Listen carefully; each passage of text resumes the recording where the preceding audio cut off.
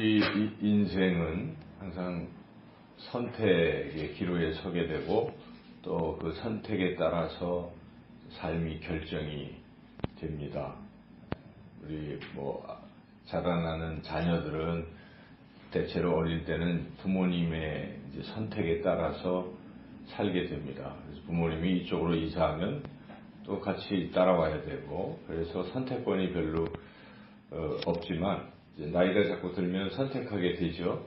그래서 자기가 이 고등학교 가고 싶다, 또 이런 대학에 가고 싶다, 그것을 이제 부모님과 상의하지만 그래도 자기가 결정하게 됩니다. 그래서 또 진학에 대한 선택부터 시작해서 또 직장도 나는 이러한 직장을 가지겠다, 또 이러한 꿈을 가지고 나가겠다 하는 것도 결국 본인이 이제 선택합니다. 그리고 또 더 잘하면 결혼을 앞두면 배우자를 이제 선택하는 거죠. 그 결국은 최종적으로 자기가 이제 선택하는 것입니다. 그렇게 이제 인생은 계속 선택의 연속이라 볼 수가 있겠습니다.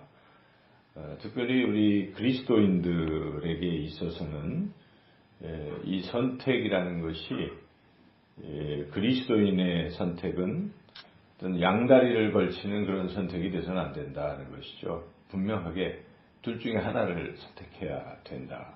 성경은 그렇게 말씀합니다. 우리 이렇게 양쪽에 다리를 올려놓고 여기도 좋고 저기도 놓으면 이게 서로 가까우면 좋겠지만 멀어질 수 있잖아요. 멀어지는 거예요, 원래. 그러면 다리가 찢어지거나 가운데 빠지거나 어느 한쪽으로 가야 되죠. 그래서 우리 그리스도인, 하나님을 믿는 그리스도인의 선택은 분명하게 이쪽이든 저쪽이든 한쪽만을 이제 선택하게 된다는 것이죠. 그래 구약 성경 이제 열왕기상 말씀, 어제 엘리야의 기도에 대해서 우리가 말씀드렸는데 17장 이어서 18장에 보면 그 엘리야가 백성들에게 선택을 촉구합니다.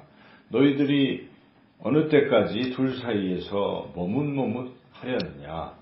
여호와가 만일 하나님이면 그를 따르고 바알이 만일 하나님이면 그를 따를지니라. 이렇게 분명하게 하나님을 따를지 바알을 따를지를 선택하라고 촉구하는 것이죠. 그 이유는 당시 이스라엘 백성들은 하나님도 좋고 바알도 좋고 이렇게 살았거든요. 그래서 하나님을 버린 게 아니에요. 사실은 그들이 하나님을 잘 섬기는 것 같은데 그 이방인들하고 같이 살다 보니까 그 가나안 족속들을 쫓아내지 아니하니까 그들이 바알도 괜찮아 이렇게 자꾸 얘기하는 것입니다. 바알은 당시 이게 풍요의 신이기 때문에 바알을 잘 섬기면 농사가 잘 돼. 보니까 농사가 잘 되는 것 같아요. 그러니까 이스라엘 백성들이 하나님도 섬기다가 바알도 섬겨봐야지. 두 가지를 다 이렇게 섬기는 것입니다. 오늘날도 어떤 그리스도인들, 진실한 그리스도인들하고 말하기는 어렵죠. 그들은 이렇게 집에 가보면 하나님도 섬기는 것 같은데 다른 이런 것도 같이 갖다 놓고 돈 될 만한 거, 잘 된다 그러면 이것저것 하는 거예요. 그래서 어떤 분들은 이렇게 이사할 때도 아이고 손이 있는 날 가면 안 되지. 이게 또 재수가 없대 하면서 그걸 또 따라갑니다. 그러니까 어찌 보면 그 신앙은 하나님을 전적으로 의지하고 가는 것이 아니라 좋은 게 좋은 거야 이거 그렇게 섬기는 것이죠. 당시 이스라엘 백성들이 그랬기 때문에 엘리야가 준엄하게 이야기하는 것입니다. 둘 중에 하나만 선택해라. 차라리 바알을 섬기고 가든지 하나님을 섬기든지 분명히 선택하라. 이렇게 선택을 촉구하죠. 신약 성경을 보면 우리 예수님께서도 분명하게 말씀하시는 것입니다. 한 사람이 두 주인을 섬기지 못할 것이니 혹 이를 미워하고 저를 사랑하거나 혹 이를 중히 여기고 저를 경히 여김이라. 너희가 하나님과 재물 겸하여 섬기지 못하느니라. 이렇게 우리 예수님은 분명하게 하나님을 섬기든지 돈을 섬기든지 둘 중에 하나 하라고 촉구하시는 겁니다. 오늘날은 기독교가 많이 타락했기 때문에 어느덧 사람들이 하나님도 섬기고 돈도 섬기고 좋은 게 좋은 거야 하면서 자꾸 이걸 끌어들이니까 잘못된 것입니다. 그래서 우리는 하나님만 선택해야 돼요. 하나님 재물을 주시면 하나님의 영광을 위해서 사용하는 것이고 또 하나님은 하나님의 자녀들이 살 수 있도록 또 해주시는 것이고 그런데 우리의 목적은 하나님인 거죠. 재물이 아닌 것이죠. 그래서 항상 하나님만 선택하는 것입니다. 그런 신앙의 자세를 우리 예수님이 촉구하시는 것이죠. 그리고 예수님은 분명하게 선택을 촉구합니다. 넓은 문으로 갈지 좁은 문으로 들어갈지 둘 중에 하나를 선택하라는 것이죠. 그래서 산상설교 끝부분에서 이렇게 예수님께서 말씀하십니다. 마태복음 7장 13절 좁은 문으로 들어가라. 멸망으로 인도하는 문은 크고 그 길이 넓어 그리로 들어가는 자가 많고 생명으로 인도하는 문은 좁고 끝이 협착하여 찾는 이가 적음이라. 예수님 분명히 말씀하시는 것입니다. 세상 사람들은 넓은 문, 편한 길, 쉬운 길을 자꾸 이렇게 택하지요. 가만히 두면 다 그렇게 택해요. 그래서 대부분은 그걸로 가는 것입니다. 그러나 하나님을 바로 믿는 그리스도인들은 오히려 힘든 길을 택하는 것입니다. 선택의 기준은 힘든 것을 택하는 것입니다. 제가 예전에 목회의 길을 택하는 분들의 이야기를 이렇게 들어볼 때 제가 들어갔을 때는 어린 젊은 분들의 선택을 보니까 거의 대부분 좋은 거, 큰 교회 뭐 이런 것만 자꾸 선택하는 그래서 참 안타까운 생각이 들었는데 그래서 대형 교회를 자꾸 선택해요. 그래서 경력이 쌓인다고 생각하는 거예요. 근데 실제로 각 큰 교회에서도 사람을 뽑을 때는 그 경력을 보고 또 뽑는 세상과 똑같은 이치인데 저는 그걸 보고 참 놀랐어요. 근데 제가 듣기로 그 전에 선배 오래되신 그 옛날 목사님들은 가장 어려운 길을 택했다고 그렇게 말씀하시더라고요. 그래서 근데 예수님은 뭐라고 말씀하시는가 그렇게 잘 들어봐야 하는데 예수님은 그렇게 너희가 나를 따라오려면 자기를 부인하고 자기 십자가를 지고 나를 따라오라고 말씀하시는 겁니다. 그래서 우리 신앙이라는 것은 쉬운 길이 아닙니다. 신앙은 십자가의 길이요 자기를 부인하는 길이라는 것입니다. 그래서 주님께서 좁은 문으로 들어가기 힘써라. 그 길 끝이 생명의 길이다라고 분명히 말씀하시죠. 이런 기준을 주님은 분명히 우리에게 말씀하시는 것입니다. 우리 그리스도인들의 선택은 두 개 다 택하는 것이 아니라 어찌 보면 어려운 길을 택하는 것이에요. 근데 어렵다기보다도 내 뜻과 하나님의 뜻이 상충될 때 내 뜻을 꺾을 수 있어야 됩니다. 자기를 부인할 수 있어야 됩니다. 그리고 하나님의 뜻을 따라가는 것, 그런 길이 올바른 선택이라 하는 것입니다. 오늘 이 본문의 말씀 바로 이 선택에 대한 말씀인데 여호수아를 통해서 하나님께서 선택을 촉구하고 계신 그러한 말씀입니다.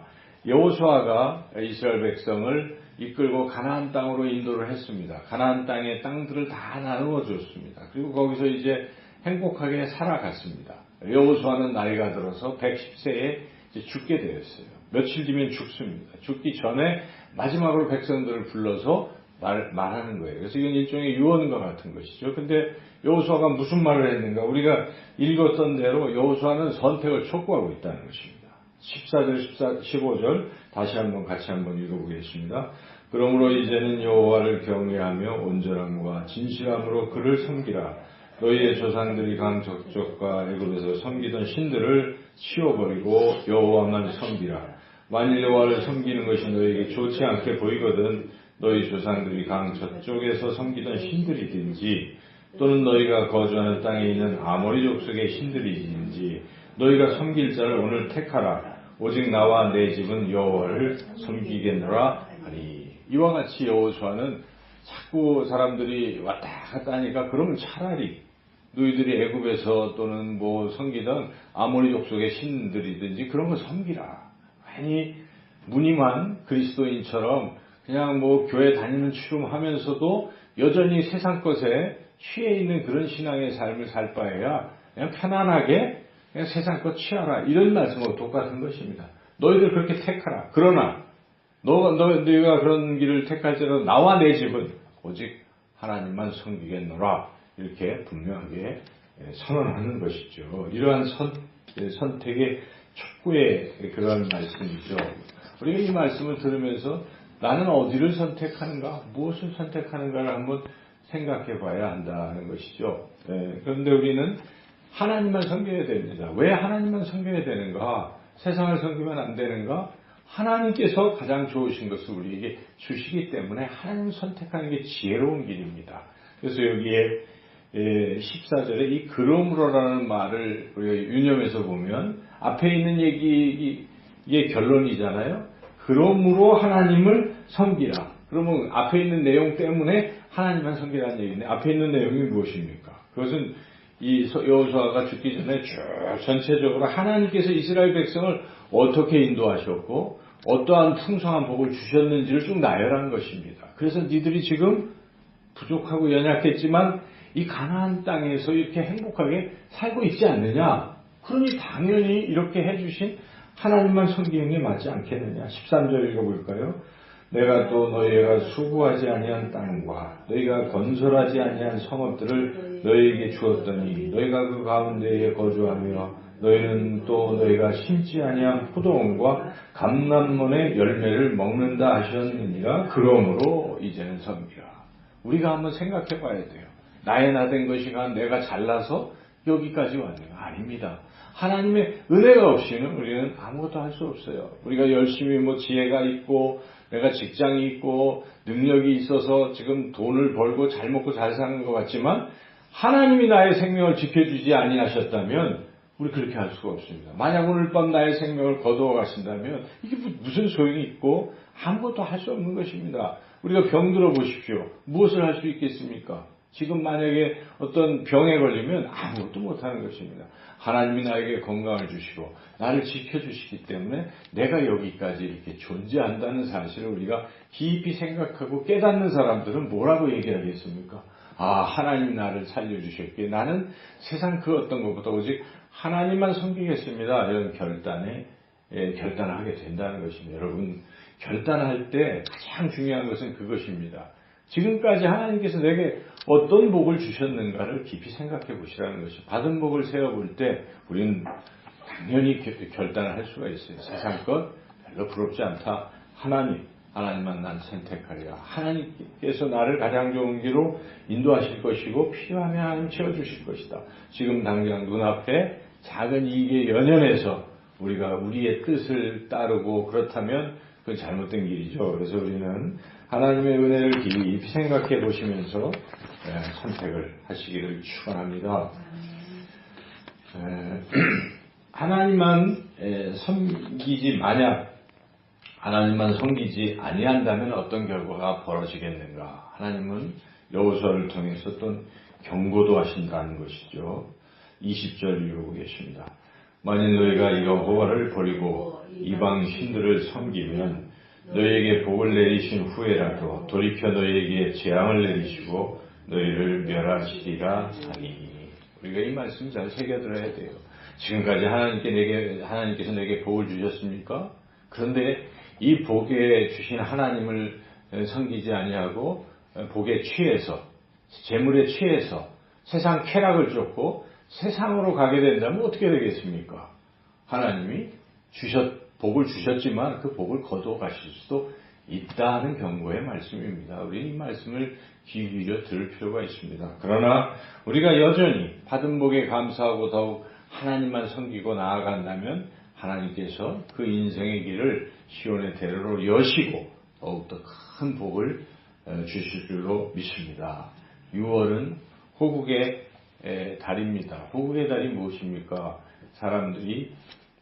세상 사람들은 대부분의 사람들은 자기 살 길을 위해서 그랬던 때에 내 생명을 이 나라를 위해서, 이 백성을 위해서 버렸던 그런 호국 선열들을 우리가 추모하는 그런 달이잖아요. 그래서 저는 역사책을 이렇게 볼 때마다 참 감동을 많이 받아요. 이분이 이 시대에 성우 이순신 장군이 이 시대에 계셨기에 이 나라가 이렇게 우리가 존재하겠구나.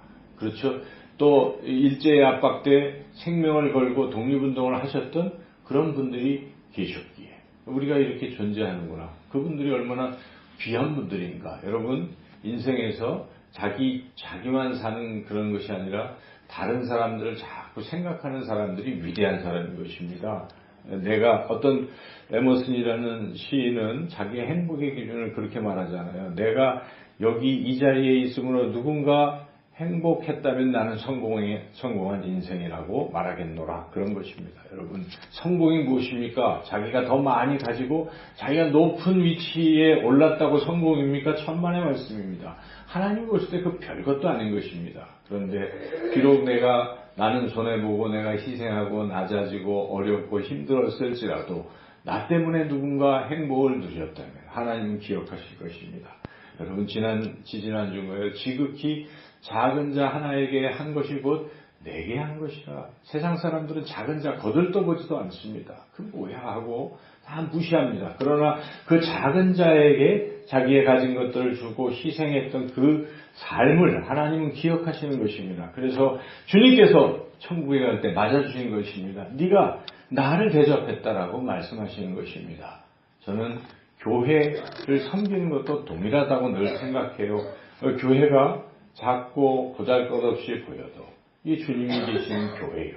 이 교회를 사랑하고 여러분들처럼 그렇게 열심으로 섬기고 나아가는 그 모습을 주님은 기억하실 것입니다. 그래 내가 그때 너의 섬김을 보았노라 말씀하실 것입니다. 여러분, 인생의 선택의 기로에 서실 때마다 큰 것과 좋은 것과 편안한 것과 안락한 것을 택하지 마십시오. 하나님께서 기뻐하시는 것이 무엇인지를 깊이 기도하고 생각하시고 하나님이 원하시는 그 길, 비록 그 길이 힘든 길, 고난의 길, 내가 십자가를 지어야 할 길일지라도 그 길을 선택하시고 오직 하나님만 섬기시는 저와 여러분의 가정이 되시기를 주님의 이름으로 축원합니다.